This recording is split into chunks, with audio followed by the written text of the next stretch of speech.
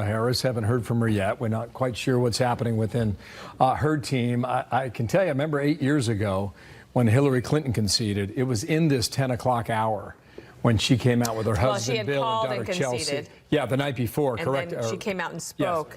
Yes, correct on that. Yeah, she conceded around 2:30 in the morning. Trump came out.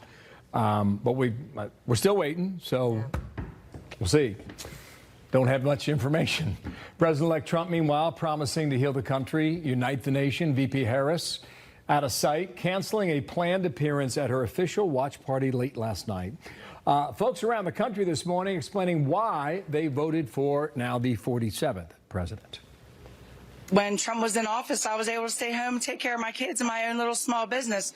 Soon as Biden got in there, we went from middle class to straight broke. Illegals are flooding this country like it's ridiculous how they're coming over here. If you want to come over, do it legally. With Donald Trump becoming president and having control of the Senate and possibly the House, I think our Dow will soar. I now feel like that the opportunities and the hopes and dreams for your children and grandchildren are now going to be possible. We're enthusiastically looking forward to the next 4 years. President-elect Trump claiming victory with strong voter support on the economy and immigration and many other things as well. Yeah, stunning wins. Battleground states of North Carolina, Wisconsin, Georgia, Pennsylvania helped push him beyond the 270 needed to come out on top. Fox team coverage all over the battleground map in North Carolina, Arizona, Nevada, and Wisconsin. Let's get to Mike Tobin starting us off in the charming city of Milwaukee. Hi, Mike. And Dana, when Wisconsin was called, that was what put Trump over the threshold of 270 electoral votes. There was a hang-up with the voting here in the city of Milwaukee. Some 13 voting machines hadn't been properly locked, so 31,000 absentee ballots had to be retabulated, and that pushed the submission of the absentee votes late into the night, particularly in deep blue Milwaukee, where most of those votes would be Democrat. They got added into the mix late at night. It becomes relevant to the campaign of Senate candidate Eric Hovde, the Republican challenger to the incumbent Democrat Tammy Baldwin. He went into those early morning hours in the lead. He's now behind less than a percentage point. The Baldwin campaign has declared victory. The AP has not called that Senate race yet.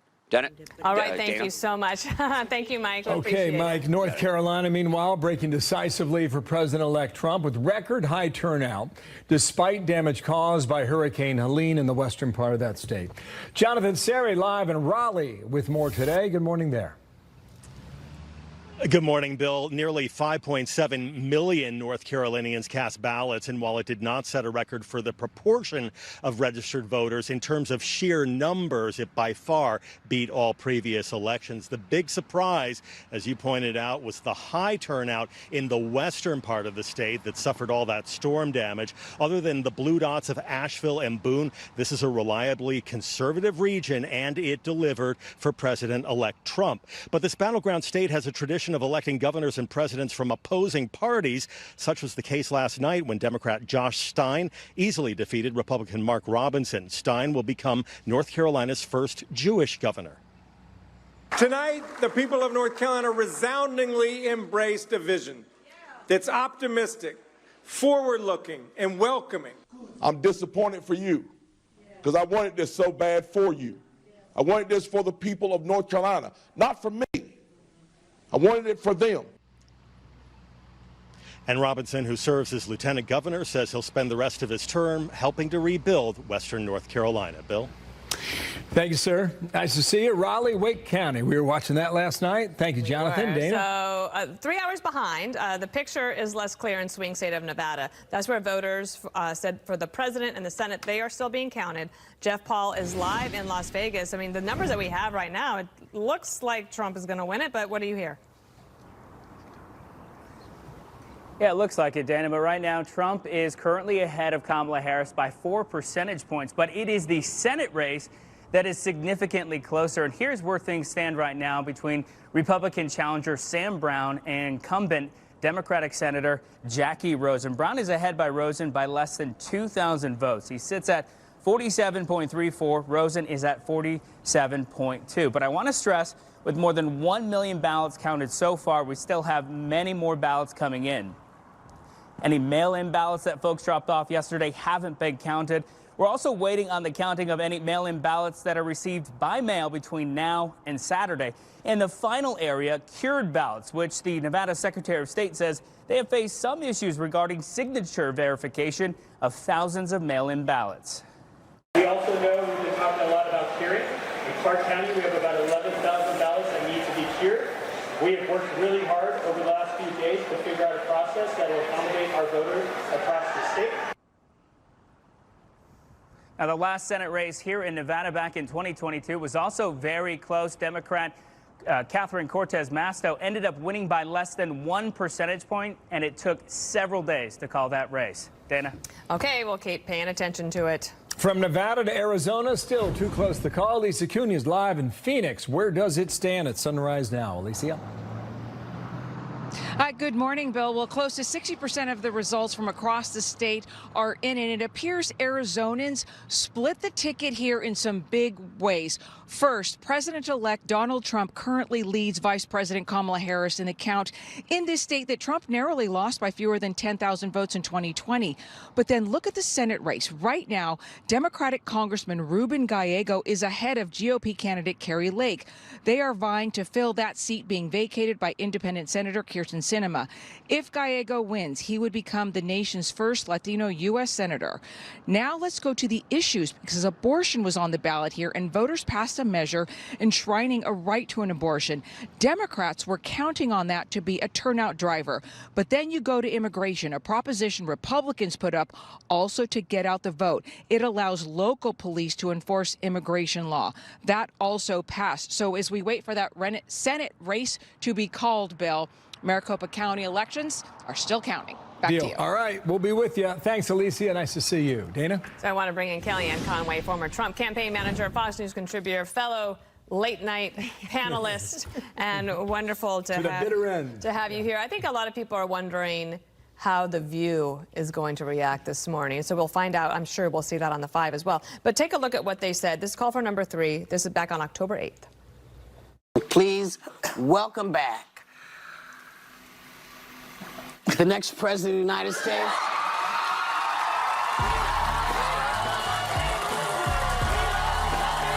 I think it's going to be a blowout, actually. I don't think it's going to be a close race. I think there are going to be those Republicans that just vote for Harris. Now the swing and a miss, Kellyanne. Well, they will, and they'll probably just insult Americans for making this choice and calling us misinformed and misaligned, and worse, deplorable, irredeemable, garbage, you name it. That matters to people, Dana, because this is the election where people are not voting just according to their race, their age, their socioeconomic status, their zip code, certainly not their gender. They did not have this big blowout with women last night. I think when all the final numbers came in, a couple things. You talk about The View. I want to say something. The repudiation of the mainstream media and their polling, by the way, including this last weekend, when so many of them were trying to use their polls and a percentage point and empirical data to sit on the scales and say, wait, she's having a resurgence and momentum swinging. It's a repudiation. Everybody should go back and read Jeff Bezos' op-ed in the Washington Post explaining why they no longer will endorse for president, and talking about, who is the mainstream media now? You have a lower approval rating basically than Congress, certainly than the presidency. I think it's a vindication of everybody who for 10 years has taken it on the chin, being made fun of just because of their political preferences, and just because they're telling pollsters, including Fox News pollsters, immigration, inflation, this wasn't difficult to figure out. When people tell you what's important to them, you don't turn around and say, with your finger in their face, that's not true, this is more important to you. I'd like to thank the ladies of The View. I think they helped Donald Trump.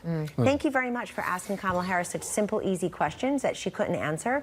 And it was on The View on October 8th where she said, I can't think of a single thing that I would do differently than Joe Biden, all the while saying I'm not Joe Biden. A few more sound bites, some of the reaction we're getting from across the media platform right now. I've got to say, this is the biggest red wave I've seen since Ronald Reagan's 49-state victory in 1984. The inevitability of this actually looks as if it was there. This was a sweeping victory, and he comes back to Washington, Michael, more powerful than when he was here before. So on that last point, gauge his strength at the beginning of a second term. Howard Lutnick, phenomenal human being, phenomenal American. runs a firm in New York called Cantor Fitzgerald. He lost 658 employees on 9/11. He's running the transition team for Trump, and he's been out there trying to find thousands of employees who can go to Washington, but who support Trump's policies, as opposed to 8 years ago.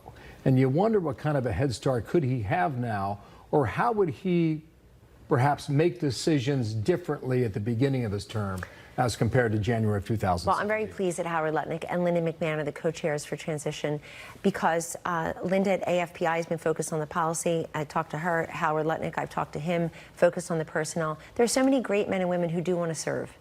And the idea that Donald Trump now has the 4 years experience at 1600 Pennsylvania to know what works and what doesn't work and what you need to fill those roles, I think is tremendously helpful.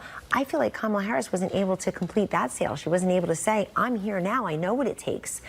Give me 4 more of X, Y, and Z. They've already got great men and women from across this country saying, put me in, coach. I want to serve. And I think when you get a big second chance like Donald Trump has, and you see this big red sweep in terms of every single state in this country went more red except Nebraska and Delaware this morning. That's just unbelievable when you think about it. He's looking at winning the popular vote. That you say, I've got a mandate, but I have to keep it humble. And I think he's going to work with an alacrity and urgency to pick up where he left off, Bill and Dana, that energy independence, do a couple of executive orders on the border, what you can do on the economy, what you could do on some other regulations, certainly, and then work with Congress where, yes, the Republicans will have a majority in the Senate. They are expected to have a very slim majority in the House and get things done legislatively. I want to ask my Democratic friends, who among you will cross over? Who among you will say, in my state, in my congressional district, people have benefited from these policies on affordability, security, energy, education, school choice, big issue in Pennsylvania, where J.D. Vance was going to African-American churches, where parents and grandparents were mobilizing and saying, it's not fair that my kid is stuck because of the zip code. You've had Tom Wolf, the governor, for 8 years, and now Josh Shapiro, not allowing a lot of these kids an extra chance. That was a sleeper issue in a place like Pennsylvania. So all that put together is we need to staff the folks. And look, there are going to be some people around President Trump who will pretend they're around him and that they speak for him and they're going to say crazy things and the media are going to pounce on that. That didn't work this last week. That didn't work with a comedian. That didn't work with a stray comment here or there. He can speak for himself, but I'm so pleased that somebody like Howard Lutnick and Linda McMahon, American success stories who have staffed, hired, and fired their entire careers are in charge of staffing this administration. Nice to be Send your with you. resumes, folks. Nice to be with you, CAC. Pleasure. Yes, Kellyanne Conway. Thank you. Thing that I think she knows was a mistake was to say on The View that she couldn't think of a single thing that she would do differently from the Biden administration. There's a lot to ponder for Vice President Kamala Harris, and yet she hasn't commented on the race at all yet. This is getting bizarre. Maybe we need a welfare check at Naval Observatory. But we'll bring you her. Michigan. But in all likelihood, this Michigan vote here is going to turn out. He's up 90,000 votes, a little more than 1.5 points in Michigan. And if he does that, you've yet again seen the blue wall vote in unison. Blue, blue, blue, but red in 2016 and back to red in 2020. Let me go into Pennsylvania here. I want to show you something. Dana, watch this, okay? So there's all the counties, right? You have different shades. The light red shows a closer vote. The light blue shows a closer vote. I would check here along the New Jersey border. Just watch right here, all right? See that? Whew. That's how Joe Biden won Pennsylvania. And that's how Donald Trump has now flipped it, right, in 2024. This is Northampton. It's a flipper county, one of these bellwethers. Trump won it there. Erie, Pennsylvania, one of these flippers, kind of a bellwether. Donald Trump won it there as well. Central part of the state, it's been a long time since I've seen Center County, right? There's Penn State University there, right? College Station. It's been a long time since I've seen Center County go red, but he was able to flip that as well. Let's bring in a woman, Dana, who knows Pennsylvania better than most. Selena Zito is with us now. Nationally syndicated reporter based in Pennsylvania. Selena, you've taken us along for this ride through Pennsylvania. You were there on July 13th in Butler when the assassination attempt took place. What do you think was the breaking moment and or issue in Pennsylvania now? So I have been actually writing about this for a few months, and I've been on the show talking to you about it. The emergence of the middle class that is often looked at by the national media, not you guys, and Democrats as being white working class. What they failed to understand, sort of what the blind spot was, is that white working class, Hispanic working class, black working class, Asian working class, they all vote. They are coming all together because they vote about their community, their family, and their lives. And the economy was just never there for them. And the more that the Democrats and Biden and then Harris and then the experts kept saying, oh, the economy's great. And they're like, I can't do my budget. I have to, use my credit card to pay for my groceries. And that is put them in debt. And they've missed the ball on that so much. They don't understand that this coalition, as I wrote in my book, The Great Revolt, that this coalition was only going to expand because the Democrats had sort of pushed their working class out, and the Republicans have embraced them and tried to work with them on policy issues that they didn't always support, like free trade. Selena, you have a really amazing immigrant story in your own family, and you've followed a lot of these stories. And one of the things I said last night when it comes to Latinos and Hispanic voters, that there comes a point in every immigrant wave where you become just American. Okay, my family, yes. Italian-American family, yours, Hammer's got a story. We all got stories.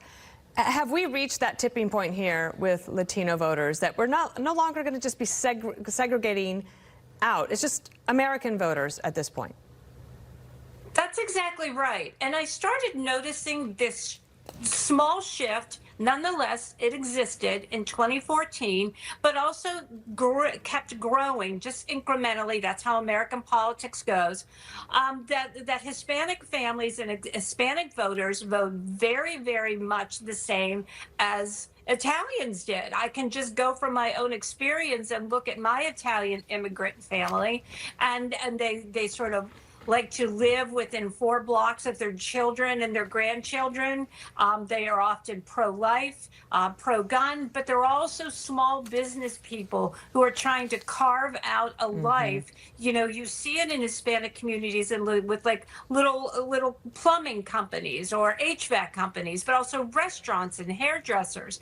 And they have been, they feel that they have been left behind by the Democrat Party that they initially embraced when they came to this country, but as that party has changed, they have moved towards the Republicans. It's kind of it's the natural evolution of human beings. I mean, they want to have, if you're raising a family, I mean, what do your kids want to do? You want them to be better to have a better life than you had.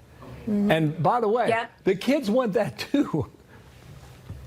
Yeah, they do. And they want our children to be able to live within the same community as they do, not being stuck, but being able to have opportunities so that their families can stay together. That matters so much more than a big raise if you move to the big city. Selena, can I ask you one more question? And it is about the Senate race. We have not yet called the Senate race in Pennsylvania.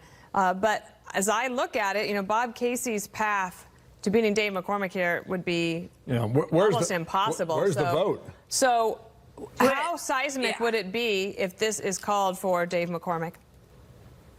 This is a really big deal because Bob Casey has been in office since 1996 statewide as our U.S. Senator in the Commonwealth since 2006. And McCormick ran on change. And I think that a lot of people missed that he was the change candidate. And he also, just talked about like, look, if I mess up, I'm going to be the first to tell you. And he also term limited himself if he won.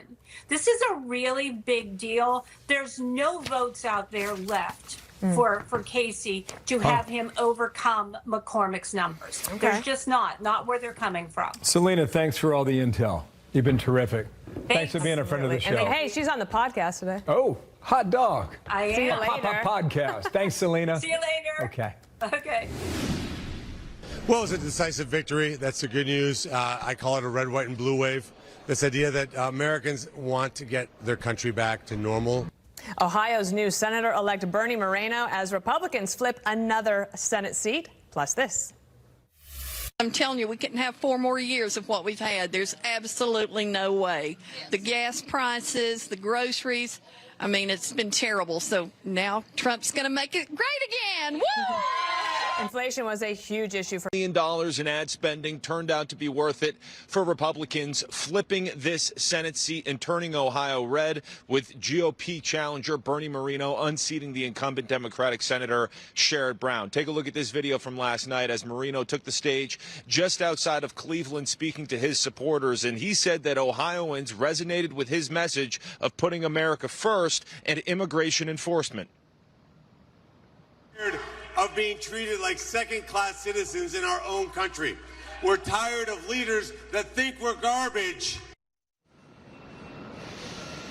Meanwhile, Senator Brown will leave Congress after 3 terms in the Senate and 50 years in politics. This is a disappointment, but is not a failure.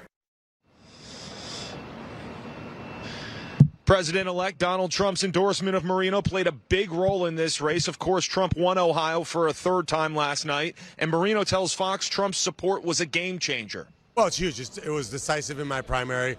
President Trump is the greatest president of my generation. Very beloved here in Ohio for good reason. We saw prosperity with President Trump. We had a secure border. So now Ohio has 2 Republican senators with Vice President-elect J.D. Vance. Governor Mike DeWine will select a replacement for him ahead of a special election coming up in 2026. We'll send it back to you, Bill. Good deal. Thank you, Nate. Nice to see you. Cleveland, Ohio, along the lake right there. Thanks. You too. Dana. Well, and voters who cited the economy as their top issue overwhelmingly went for President-elect Trump. And the Dow is poised to close at a record high after his win. So I want to bring in Charles Payne, host of Making Money on Fox Business. Can you just address, first of all, what we're seeing in the market? What is that telling us? It's telling us a few things. First and foremost, the releasing of animal spirits in America once again. The idea that you can pull yourself up by the bootstraps. The key major index today is the Russell 2000. Small cap names, American cities that will do extraordinarily well without the big government regulations. Even when big government says, hey, we're going to go after, let's say, the big technology companies. All they inevitably do is make it harder for smaller companies, right? Because when you layer rules and regulations, the trillion-dollar companies, they've got lawyers. In fact, the lawyers probably helped the government in the first place, right? So yeah. It's sort of an unleashing that, hey, we can get back to how we became and the #1 nation in the world, right? The #1 economic powerhouse to ever exist on the planet. And that right there is you're seeing reflected and across the board, but particularly in certain niches. So it's absolutely wonderful. Couple of things here. Elon Musk shot this out. He was carrying the kitchen sink into Twitter when he bought it and changed it to X. Now he's got it superimposed with the Oval Office. Also this, on our voter analysis now, voters who cited economy and jobs as the #1 issue broke for Trump by 60%. Voters who cited high prices as the most important factor, 64 on Trump. Voters who ranked the economy as not so good or poor, Trump 68%. Charles, you are very good at taking us into the socioeconomic thread of American life. And I was thinking, listening to Selena there in Pennsylvania, and there was a guy who worked with me around my house for like 10 years, right? He's from Mexico. Right. And this is how he made money. And he was raising 3 sons. His sons have tattoos. They listen to rap music. They're Hispanic. And the last thing they wanted to do was work for their father. Right. They're trying to look for a chance to go ahead and build their own career and their own life. Now, their father has given them the vehicle to do that, and so too is this country. And when you look at the minorities voting and breaking for Trump, the numbers that we saw, why is that? Well, you hit the nail on the head. And I said this so many times, particularly in the last couple of years.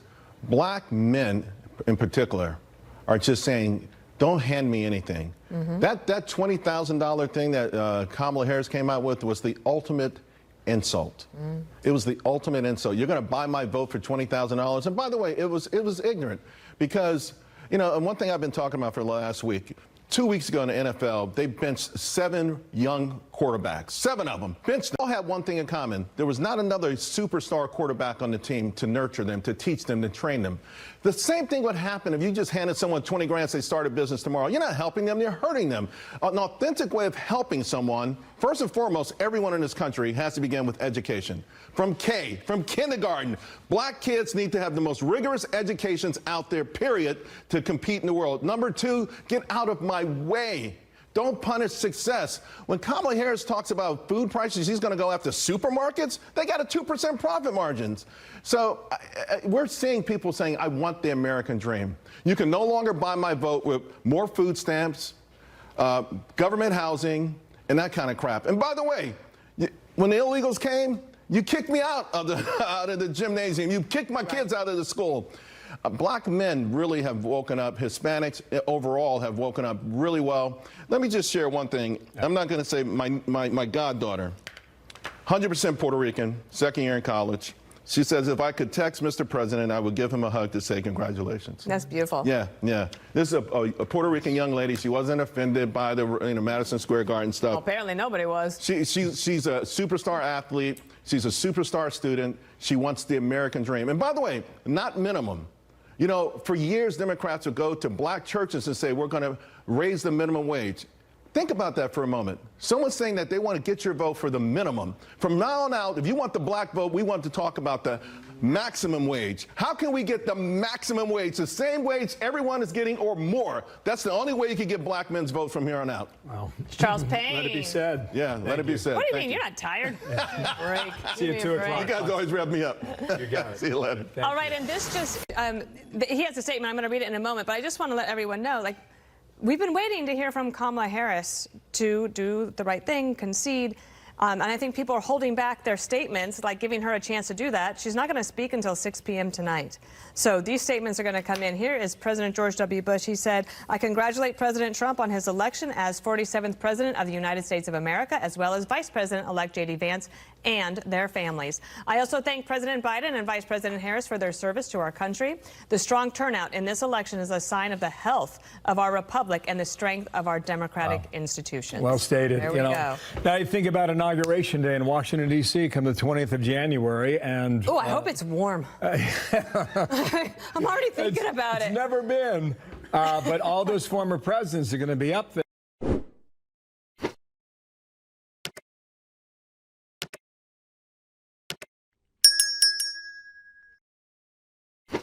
اخدي على القمر. ايه القمر ده؟ بصي بقى فطار كده بدائي. تسلم ايد الحلوين. يا لهوي يا لهوي. ايه هتاكلي؟ انت مش عاملناش ناكل ولا ايه؟ دي حاجة كده والله حاسس انك بنتي اقسم بالله. والله العظيم والله. استنى معلش يا احمد انا جعانة معلش. ايه؟ مش قادرة. تسلم ايدك وكل حاجة. طب انا مش هاكل معاكي؟ ما هتاكل حاضر. ولا عشان هما سندوتشتين بس؟ ما هم على قدي. هما على قدك؟ طب استني بس في حاجة كده دي كوباية الشاي بتاعتي معلش.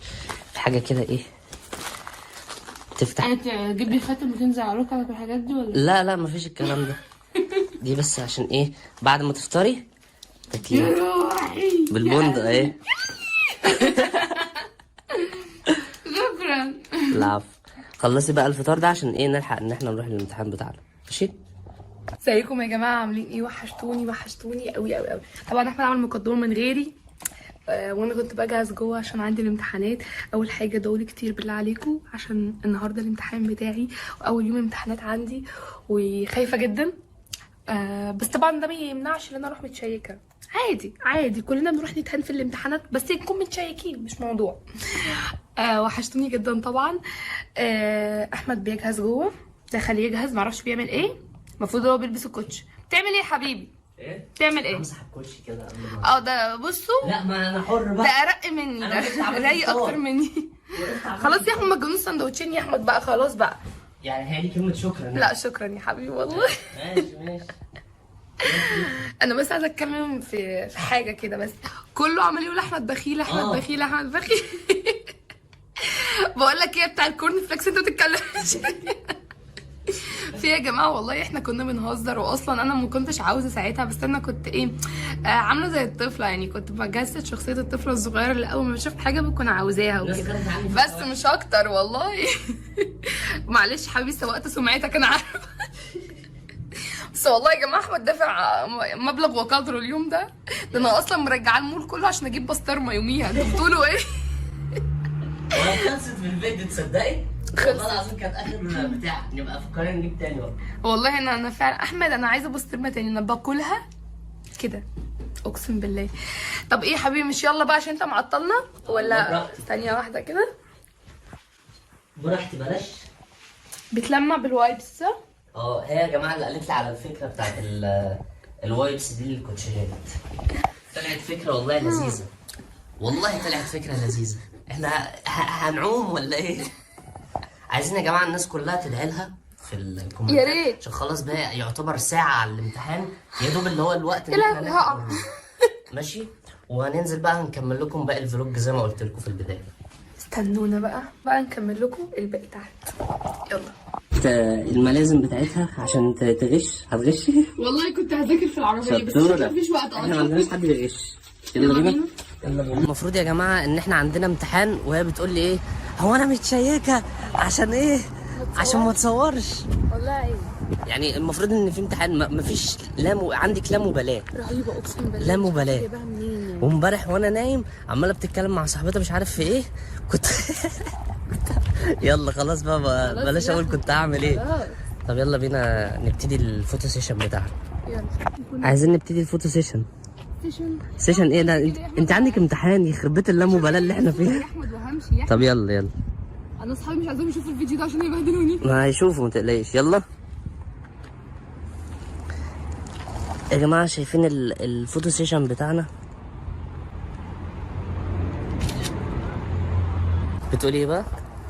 عندي برود متناهي. ما دي حقيقه فعلا. اركبي والله بجد مش فاهمه في ايه. اركبي يا جماعه والله العظيم المفروض ان الامتحان بتاعها خلاص يعني مفيش باقي حوالي ساعه ولا نص ساعه ومش عارف هو في ايه. عندك انت ما شاء الله. يا عم اتبهدلت. وحتى ما كملتش بقى الفطار بتاعها.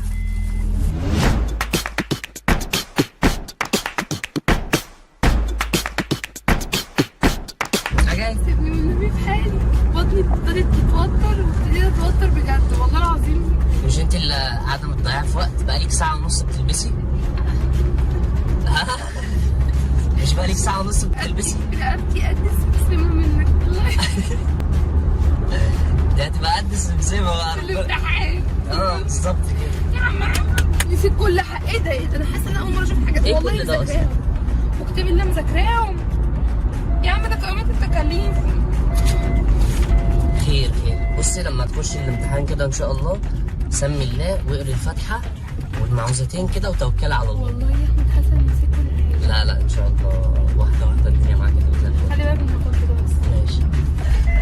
انت يا فاطمه انت رايحه امتحاني كنت مش عارفه انت في قسم ايه؟ لا عارفه استنى بس. بجد والله العظيم. الله. صحابي كانوا باعتين صحابك يعني مش كمان انت اللي رحتي وبصيتي؟ وانا لا ما بروحش ابص وبنزل على بتاع جروب الدفعه. يا زين ما اخترت يا زين. بتقول حاجه حبيبي؟ لا يا قلب فيش. هو فين؟